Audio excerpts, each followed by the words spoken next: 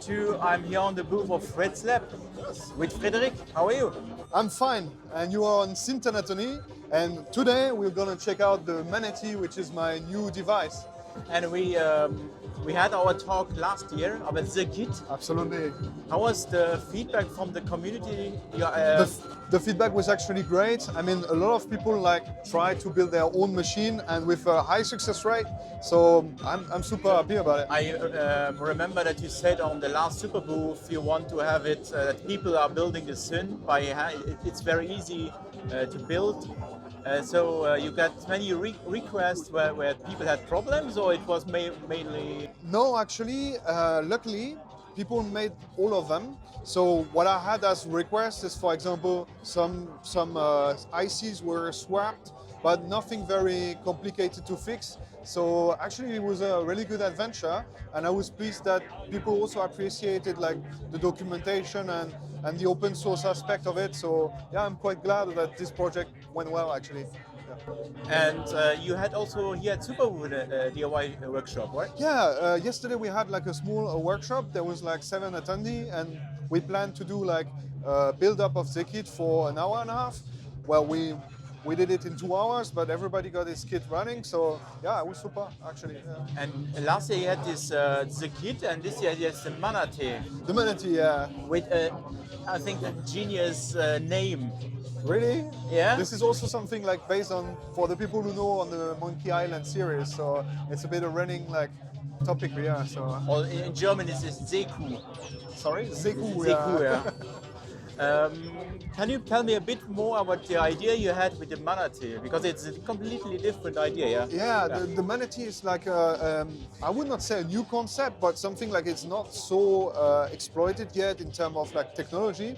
And it is that you are making the synthesis from the spectrum level, which means you construct the timbre of the sound from the spectral aspect, and you manipulate the harmonics or create the harmonic soundscape from reference spectrums and modulators and some clever parameters that can move the harmonics, group them, scale them, and so to get a wide variety of sound and modulation at the spectrum level.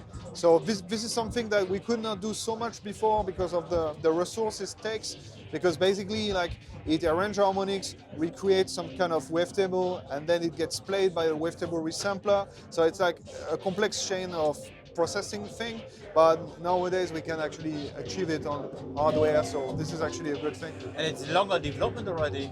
No, this what I'm showing today is a prototype which has been on the work since end of last year, so it's very new, but I really wanted to show out the concept to see what's the reaction of the people and if it's actually interesting for people to use. And I remember you said to me in the last video here at Superbooth, it's a one-man company. Yeah, we're still mostly me, but I also hire some people to help me, for example, when it comes to build the machines, because all the machines, they are unmanned in Germany still. So we have some sessions of assembly, shipment and things. And we have also here at the Superbooth the person which is behind the graphics. So it's the first time he's coming, and that's great. So it's not just me, but officially it's just me.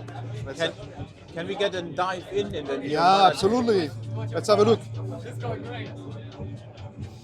So this is the Manatee. It's organized in 4 sections in terms of control. So you have the first 3 control here. They are for the oscillator. Regular envelope, you have 2 of them. An envelope dedicated to amplifier and filter. Nice filter module. Later will come a tunable resonator, overdrive module. And at the end you have delay per part, a modulator for the filter, and a mixer, because the machine has 2 buses, one main bus and the secondary one, so if you want to route to some external effects. But you also have the possibility to send the signal to an overall reverb, which is useful for the mix. But as I say, this is early development unit. It's actually my development unit. We have 15% of the functionalities which are there. But to sum it up, it's fully digital. Will be this time it's not a hybrid one like the Kid or the how it's called, the Terreux. No, it's very DSP-based approach, made in the 90s, mostly assembly programming. You have 3 parts, 9 voice for now. It will evolve. I'm not so sure it will be like the final presentation. And these 9 voices, how can you structure them on these parts? Is it free, or they are strict? Part one must have 4 voices, or No, it is. You have like a possibility to set the voice allocator in automatic. Then it works like in the Tour, so it chooses the best number of voices for the part being played. Or you can use the reservation system where you say, I always want to have like at least 3 voices for one part, 2 voices for the other part, and then it's less flexible, but you're guaranteed that your notes gets out. And you wrote in the press release it's loosely inspired by the digital from the past. Where comes the idea to making an additive synth?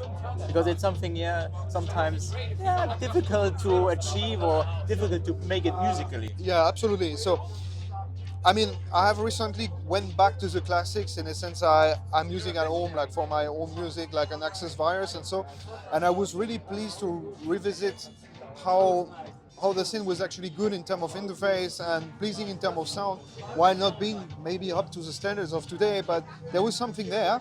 And a few years ago, I was also involved in the algorithm from the Microfreak from Arturia, and I was asked also to explore a little bit of this like harmonic-based synthesis stuff, and I did like a couple of algorithms from Arturia, but then I say maybe would be interesting to like push the concept a little bit further.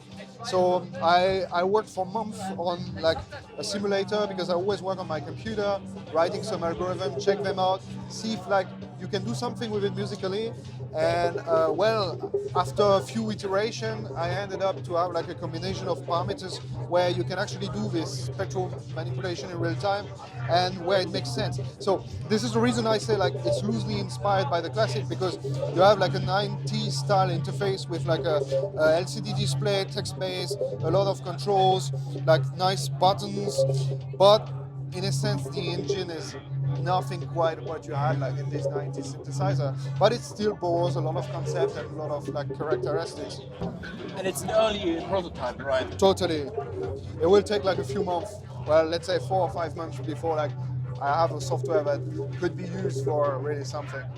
And so it's more now to show it's probably a proof of concept, maybe. Yeah. Proof of concept, getting some feedback from the communities and the users, and saying also that despite the difficulties given with the corona and supply chain, we are working on something. Can you maybe dive a bit more sonically that we get a sound idea? So I started with an init patch, and we will go to the oscillator section. So as you can see, you have 3 main control. You have a reference spectrum and a wave which is used for rendering the spectrum. So let's listen to this.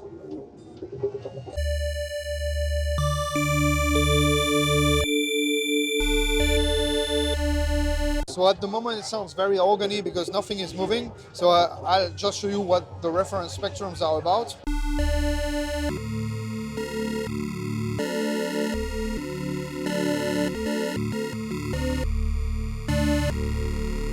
So they are a collection of predefined harmonics, and what you can do is like change the waveform which is used for reconstructing the wavetables.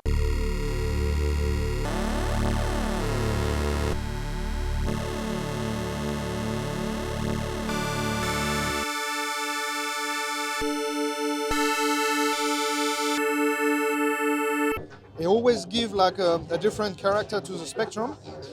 And in addition to this, you have like possibility to manipulate the harmonic bins. So we're going to do that now.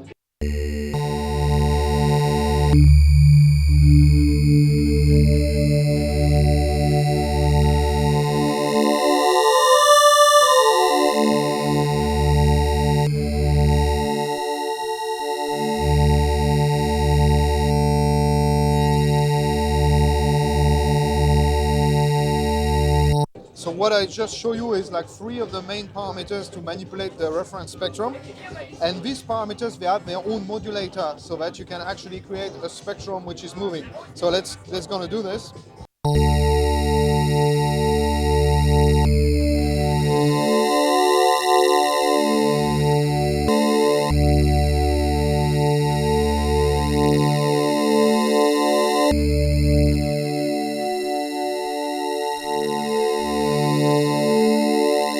And if this is not enough for making like a huge sound, you have also a sub oscillator.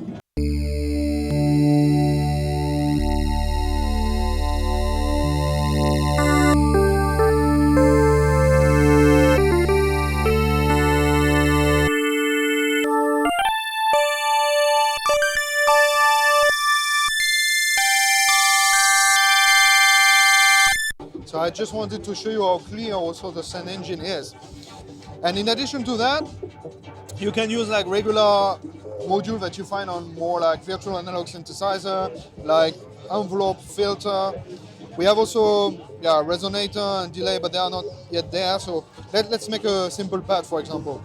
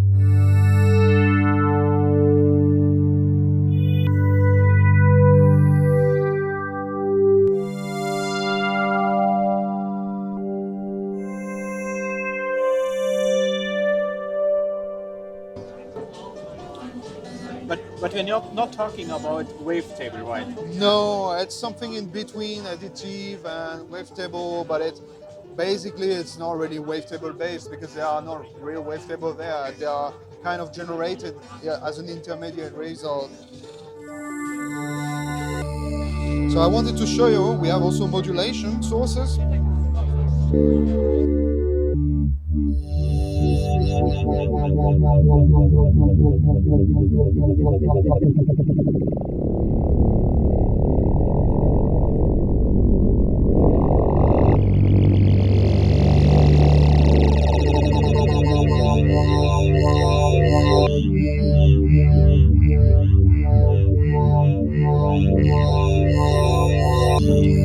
And the envelope are also loopable.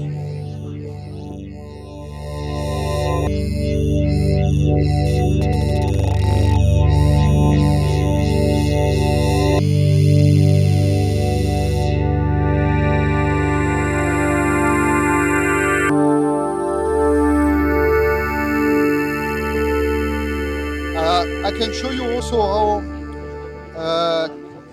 knackish are the envelopes to see that you can also build up like some percussive sounds and not only pads.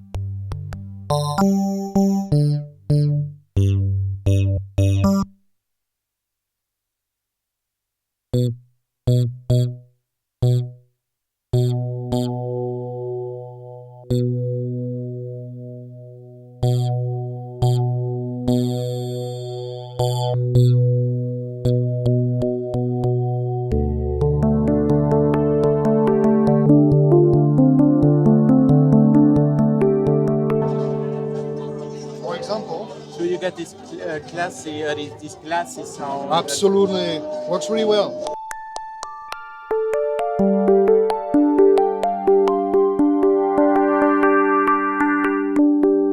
You can add some noise if you want to.